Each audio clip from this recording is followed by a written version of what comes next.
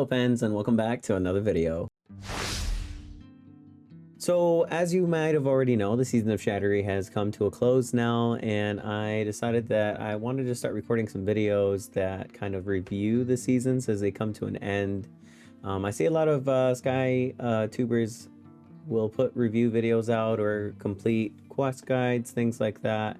And I don't have the capacity to do that quite yet, but what I can do is play through a season, the whole entire season, and create content using that and kind of do like an overview and kind of like my thoughts and feelings. So that's what I wanted to do with this video. So if you enjoy this kind of content and you would like to, make sure to hit the bell notification down below, and don't forget to subscribe and like this video. I would appreciate it so dang much. The next goal that we're going towards is 250 subscribers. I would appreciate it so dang much if you came through and helped me get to that, and hopefully we'll be hitting the 500 soon. So without further ado, this season was filled with nothing but frustrations on the part of Sky kids everywhere. The season of Shattering has now come to an end, and as we say goodbye to another season of Sky, Children of the Light, let's take a look back and see what they gave us and my thoughts from a fellow Sky kid. So for my part, the season was filled with nothing but frustration and tears. The very first Eden run actually that I did with the new crawling mechanic that they added on shortly before the season started made me all emotional, and I didn't realize that emotional those feelings of frustration and anxiety about approaching shards were going to be something that drove this season as you went through the different memories. This was actually started instead of replaying a memory of a spirit. They decided to do things differently. They decided to play on more of the Sky lore, and we got to visit a big room. A lot of people refer to this room as the Void Room. Now inside the Void Room, or the Pity Room, I've heard it referred to as well. The Void Room with very nice stills of images of the game. There was a dark side and there was also a light side. Now instead of spirits, each different light side and dark side had two different spirits in order to be able to get some of the additional items from. I was able to collect all of the items, not through this account that I use over on YouTube, but my account that I use over on Twitch. So if you are wanting to catch me live, you can catch me live over there, usually Monday through Thursday.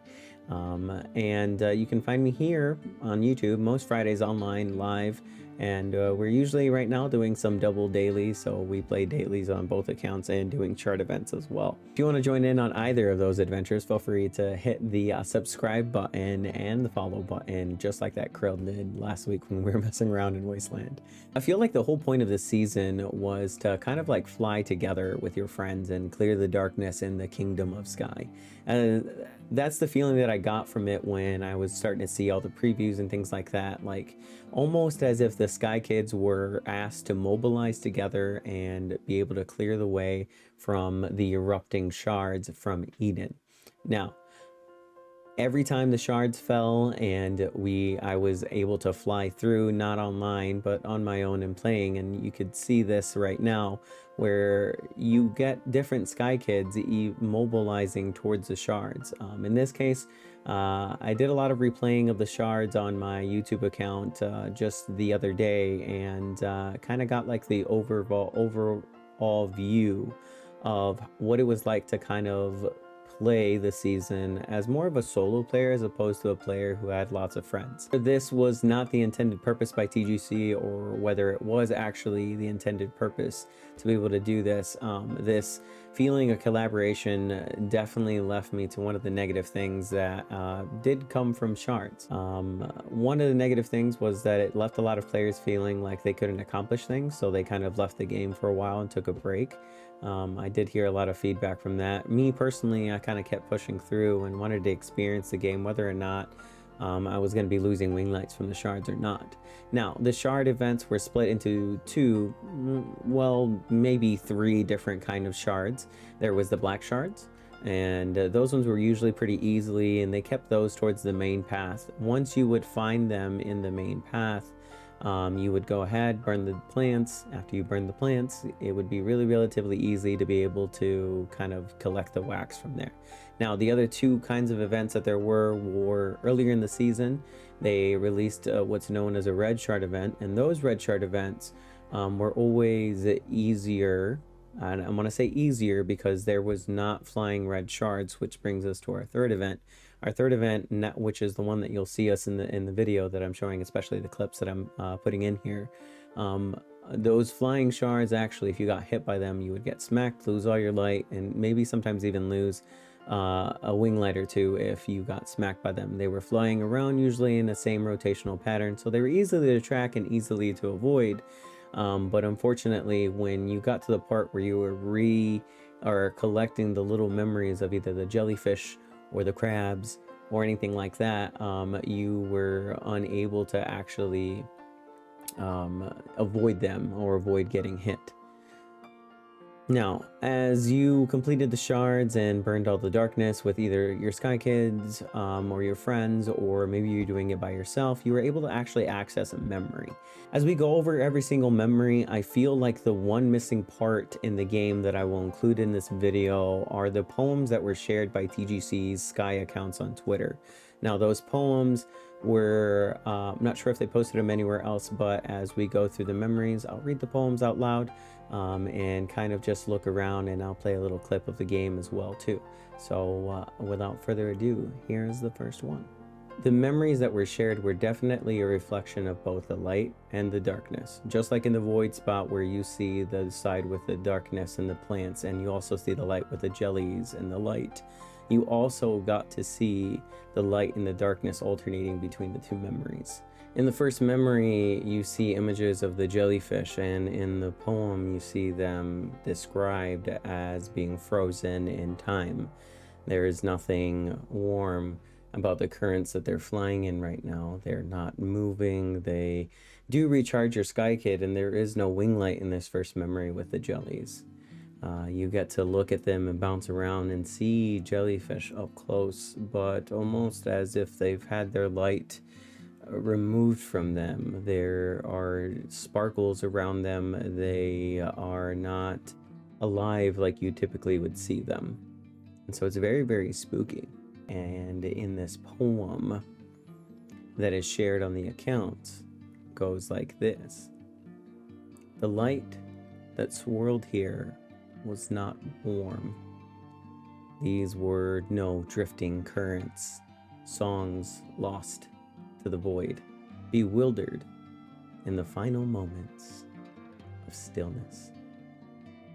Now, it's very befitting that this is the poem for the first memory because you are entrapped in the void. Your Sky Kid is wandering around, walking, and while there was no wing light in this memory, you got to see the jellies floating around in space. Let's move on to the second memory. In the second memory, you get to see the darkness part of this side, the darkness of the void. And in the darkness, the very first creatures that you come upon are, of course, the crabs.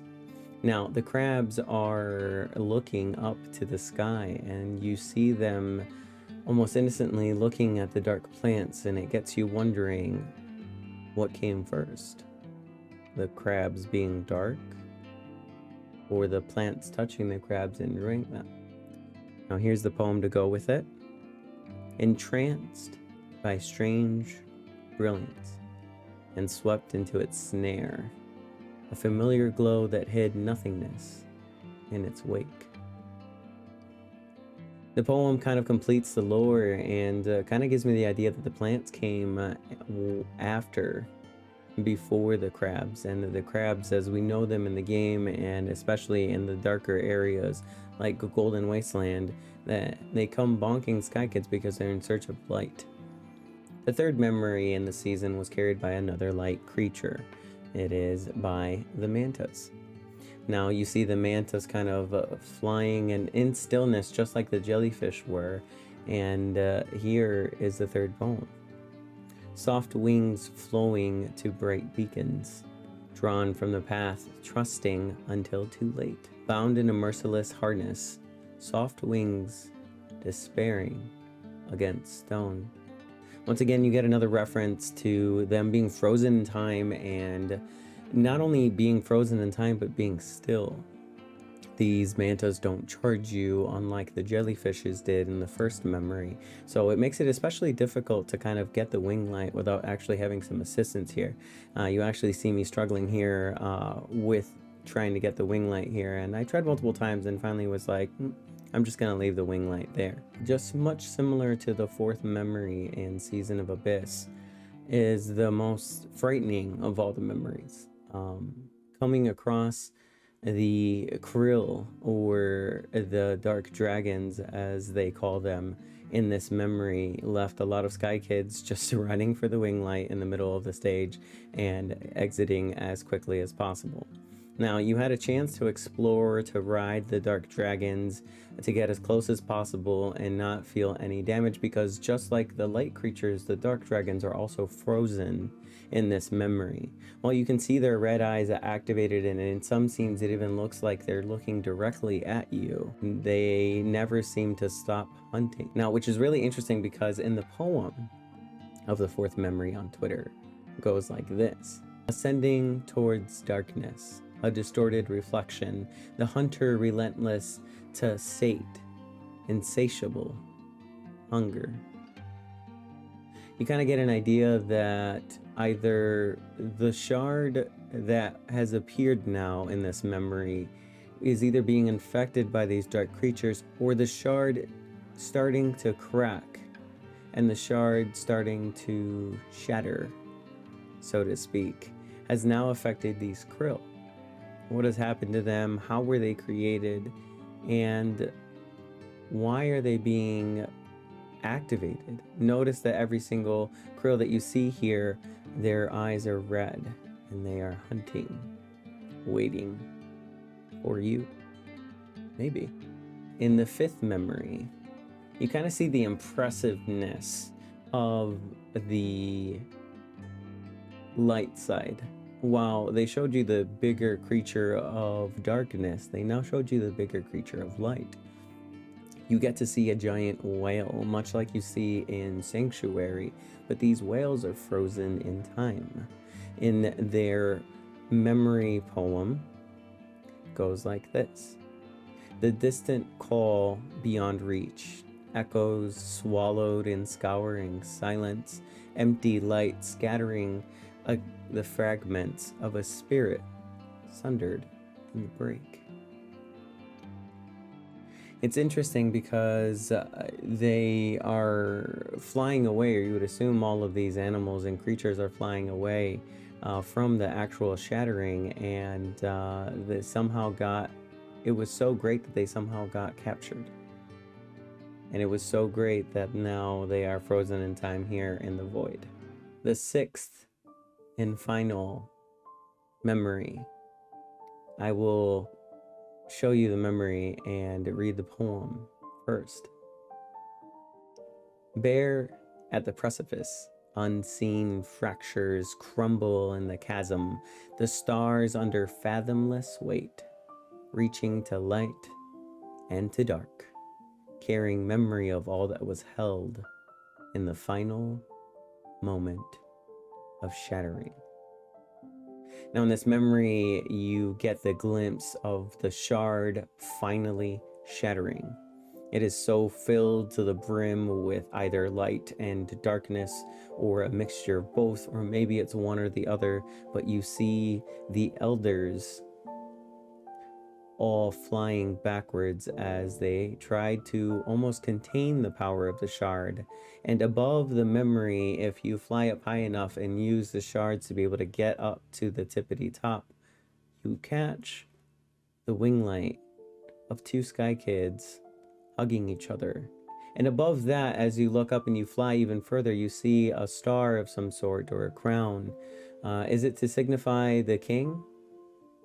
Is it to signify something that broke the shard finally and pushed everything away? Overall, I think that the season left a lot more questions than answers when it comes to lore. So a lot of the things kind of left a feeling of wanting more, a feeling of knowing more. It wasn't the complete story with just these memories and things. And while an impressive mechanic, it kind of left a lot of things unanswered, like how does one go back to get these memories? How does one go back to get access to the wing lights that are in these memories? Because there are 5 wing lights that this season added on to the total count.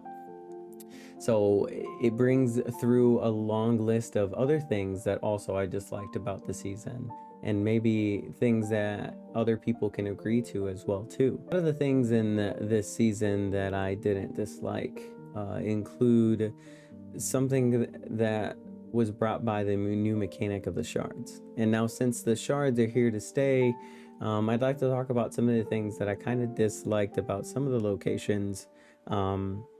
And some of the things that I ran into problems with the game that I hope that TGC ends up fixing through patches or just in the future as they continue doing the shard events on a daily basis.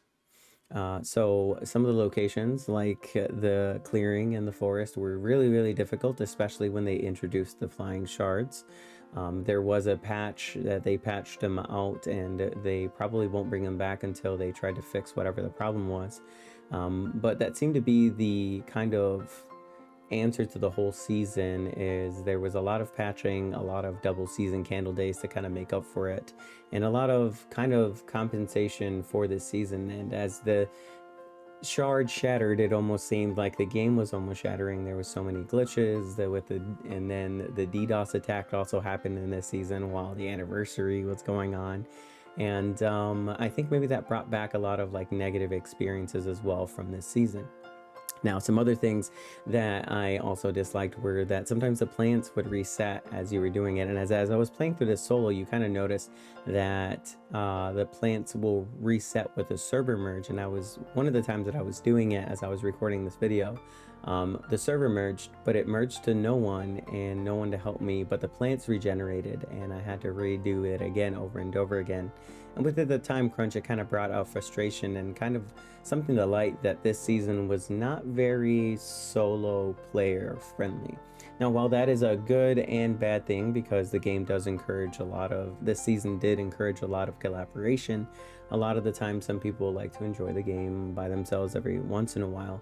And the shard event eventually will end up turning into something that maybe Sky Kids don't do together as much as often, because the benefit from the flying red shards flying around definitely outweigh kind of just going through Eden and just getting your 14 and 15 candles, even though it's a little bit more difficult.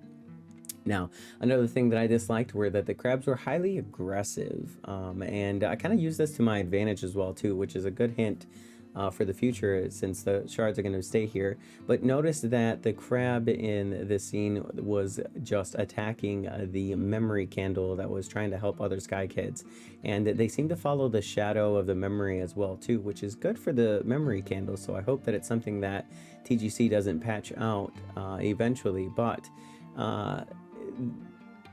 really big tip is to make use of the memory candles that people leave there in order to be able to dodge the crabs. Now,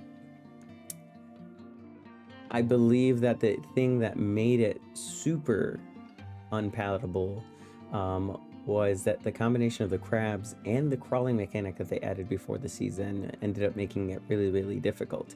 Now, luckily enough, here's a couple of tips that you guys can do if you guys are going to be going over, if you guys are going to continue doing the red shards, because they will be staying in the game. You stay away from the flying shards. This is the best thing that I can do for you. There is a route to them, so just make sure you follow their route in order to avoid them as you're burning the dark plants. Find a cloud nearby to recharge and just kind of find that point and know that you're going to go there, especially if you're doing the shards by themselves. So something that was very beneficial for me whenever I was trying to do it by myself, especially for you solo players out there. Make sure to take a fire item with you, whether that's the lamp, whether that's any kind of lightning, whether that's a lamp or any kind of fire item that you might get. If you finish the Season of Assembly quests, you can purchase a fire item for 15 hearts there. Use the memory candles. Like I was saying before, they do attract the attention of the crabs, and it's just so funny to see them just bonking the memory candle over and over again while you're over here burning a plant, being like, I'm burning this plant, and you just see a crab in the distance kind of bonking. It's kind of brought a lot of humor to a very frustrating very frustrating kind of like event. And if all else fails and you absolutely hate the heart shards, find a way to do a shortcut and just go on an eat and run, because honestly, it would probably end up being better off. Overall, I think that I would give this season 4 out of 5 stars, mainly because I just heckin' love this game too much, and I'm glad that we kind of got a different mechanic to get ascended candles than just going to Eden. So what were your favorite parts of the season? What were your least favorite parts? Be sure to leave a comment below and leave a like on this video. If you liked this video, please be sure to give it a big thumbs up and subscribe to the channel to get more Sky video and lives. Click the description down below for more socials and where you can find me when I'm live over on Twitch. And thank you very much. And until next inspiration hits, bye, pens.